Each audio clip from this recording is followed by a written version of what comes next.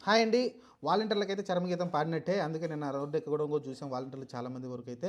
కానీ ఇక్కడేందంటే సూటి ప్రశ్న ఒక్కటే పవన్ కళ్యాణ్‌కి గావచ్చు, లేకుంటే చంద్రబాబు నాయుడు, లోకేష్ ముగ్గురు ఎందుకంటే వీళ్ళే కర్తలు కాబట్టి వాలంటీర్లకి రూ. 10,000 ఇస్తామన్నమాట వాస్తవం కాదా? వాస్తవం. దీన్ని దీన్ని ప్రశ్నించి ఎట్లా దీన్ని నెరవేర్చుకోవాలనేది ఎవరికీ తెలీదు. వాలంటీర్లు కూడా నమ్మి ఓట్లేశారు.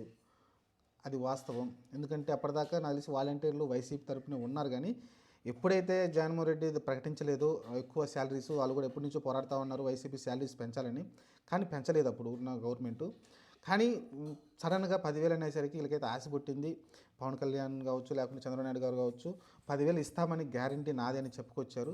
కానీ 10,000 ఇవ్వకపోగా గవర్నమెంట్‌లో ఇప్పుడు కూటమిగా గవర్నమెంట్ ఫామ్ చేసిన తర్వాత ఒక్క రూపాయి కూడా వాళ్ళకి ఇవ్వట్లేదు. వాలంటీర్ వ్యవస్థే లేకుండా పోయింది. ఏమనంటే భారం అవుతుందంటున్నారు.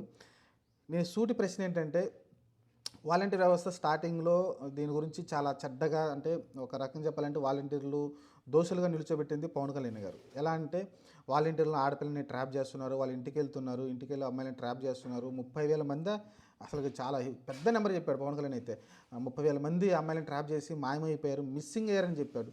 ఇప్పుడు నేను సూటి ప్రశ్న ఏంటంటే సరే ఓకే. మీరు అప్పుడు అన్నారు కాబట్టి ప్రతిపక్షంలో ఉన్నారు. మీరు ఎలిగేషన్ చేశారు. ఎలిగేషన్ చేశారంటే కనీసం 30,000 కాకపోయినా 20,000 మందైనా ట్రాప్ చేసి ఉంటారు కదా ఈ వాలంటీర్లు.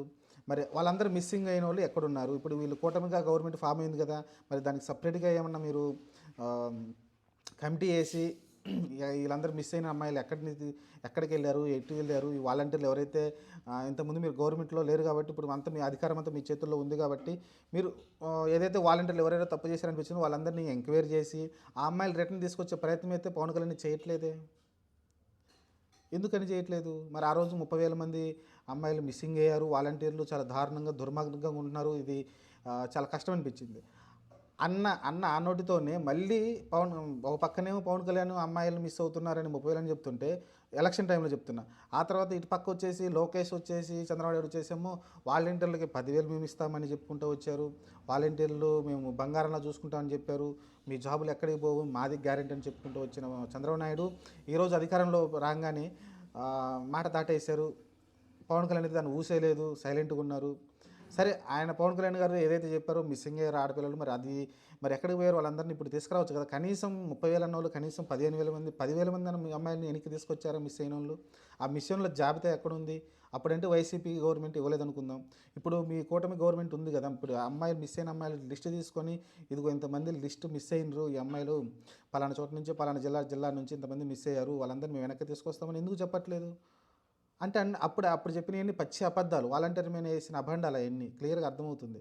అంటే ఇంత మోసపూరితంగా జనాల్ని మోసం చేసి ఓట్లు కొల్లగొట్టుకున్నారు ఇప్పుడున్న కూటమి గవర్నమెంట్ అయితే నాకనిపిస్తుంది. మిగతా విషయాలు పక్కన పెట్టేస్తే ఈ వాలంటీర్ వ్యవస్థని అడ్డుపెట్టుకొని అమ్మాయిలు మిస్సింగ్ అని ఒక ట్రాప్‌ని చూపిచ్చి ప్రజలనైతే మోసం చేసి ఫైనల్‌గా అయితే ఓట్లయితే దండుకున్నారైతే నాకైతే క్లియర్‌గా అర్థమవుతుంది.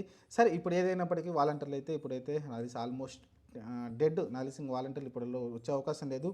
సరే ఈ వాలంటీర్ వల్ల నా అభిప్రాయం ఏంటంటే వాలంటీర్ వల్ల ఉపయోగం అయితే ఉందండి. నేనైతే దాన్ని వైసీపీ గవర్నమెంట్ తీసుకొచ్చిన దాన్ని సమర్థిస్తాను. వాలంటీర్ల వల్ల నష్టమైతే ఏం జరగలేదు కానీ, కాకపోతే ప్రభుత్వానికి భారం పడుతున్నప్పటికీ ప్రజలకు మేలు జరుగుతుంది. ఖచ్చితంగా ప్రజలకు మేలు జరుగుతుంది.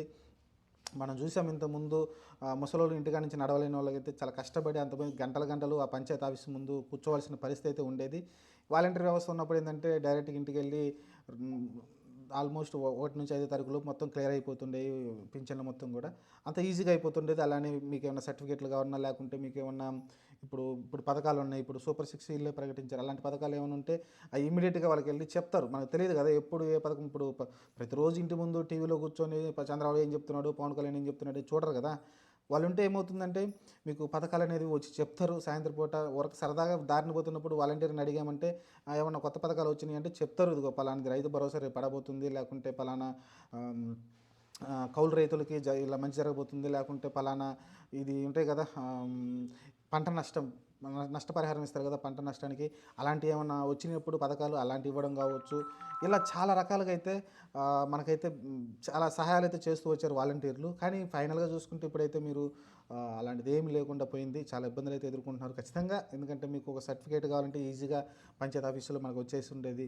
ఇప్పుడు అవన్నీ క్రిటికల్ అయిపోయినాయి. ఇంకా అలానే మీకు కొంతమందికి అంటే ఇప్పుడు పింఛన్ ఒక 60 సంవత్సరాలు నిండిన ప్రతి ఒక్కరికి కూడా పింఛన్ వస్తుంది కాబట్టి అలాంటి వాళ్ళకి ఇప్పుడు వెళ్ళి మళ్ళీ ఆఫీసుల చుట్టూ తిరగాల్సిన పరిస్థితి ఏర్పడుతుంది. అంతకుముందు ఈజీగా అయితే వాళ్ళకైతే పింఛన్ అయితే శాంక్షన్ అయిపోతూ ఉండేది.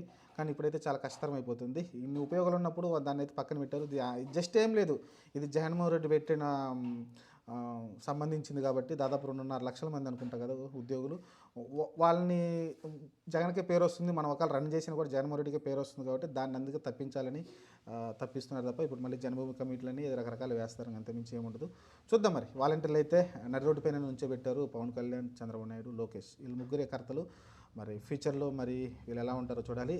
చూద్దాం మరి. ప్రస్తుతానికైతే వాలంటీర్ వ్యవస్థ మంచిదని అయితే నేను అనుకుంటున్నాను. మరి మీరు ఏ పార్టీ సంబంధం లేకుండా ప్యూర్గా చెప్పండి.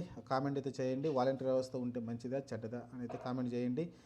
మంచిది అనిపిస్తే వాళ్ళ కోసం అయితే కొంచెం నిలబడదాం మనం అయితే. ఎందుకంటే ఎక్కువ మంది ఆడపిల్లలు ఉన్నారు. దాదాపు 70%, 80% వరకు అమ్మాయిలే దీంట్లో ఎక్కువ మంది ఉపాధి పొందుతున్నారు. అలాంటి వాళ్ళు ఇంటికాడ కొంచెం 10th క్లాస్ ఇంటర్మీడియట్ చదివిన అమ్మాయిలు ఎవరైతే ఉన్నారో వాళ్ళకైతే ఎంతో కొంత వాళ్ళ చేతికైతే డబ్బులు వస్తున్నాయి కాబట్టి అలాంటిది కూడా రాకుండా చేశారు ఇప్పుడున్న కూటమి గవర్నమెంట్ అయితే. నేనైతే దాన్ని సమర్థించట్లేదండి. వాలంటీర్లు ఖచ్చితంగా ఉంటే మంచిదే. వాళ్ళ వల్ల నష్టం అయితే పెద్దగా జరిగిందేం లేదు. నేనైతే నమ్ముతున్నా వాళ్ళ వల్ల మంచి జరుగుతుందని. మరి మీరేమన్నారో కామెంట్స్ పెట్టండి. వాళ్ళు ఉంటే మంచిదా లేకపోవడం మంచిదా? మీ సపోర్ట్ దేనికో కామెంట్ చేయండి.